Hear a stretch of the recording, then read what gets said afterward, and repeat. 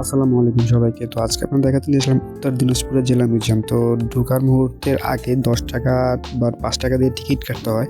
তো টিকিট কেটে যখন একদম পুরো ভিতরে ঢুকলাম, ভিতরটা ঢুকে পুরো হতভম্ব হয়ে গেলাম যে আসলে এই মিউজিয়ামটা কত সুন্দর। আর এই মিউজিয়ামটার যত মূর্তিগুলো এবং পাথরগুলো দেখবেন, এগুলো কিন্তু মাটি খুঁড়ে বের করা হয়েছে।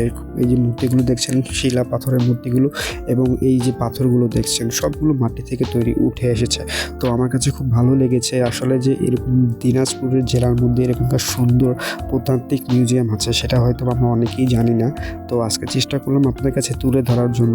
আপনারা গিয়ে একবার হলেও দেখতে পারেন, তাহলে এখানকার ঐতিহাসিক এবং বাংলাদেশের ঐতিহাসিক সম্পর্কে অনেক কিছুই জানতে পারবেন। তো এখানে আসার মধ্যে যখন ছোটো কাছে দেখলাম বিভিন্ন পাথরের এবং পশু পাখির যে চিহ্নগুলো আছে, ওগুলো যদিও মমি করা রাখা হয়েছে প্লাস্টিক বা অন্য কোনো ধারার মাধ্যমে। তো আসলে এখানকার সৌন্দর্য এবং এগুলোর ঐতিহাসিক দিকগুলো তুলে ধরা হয়েছে এই মিউজিয়ামে।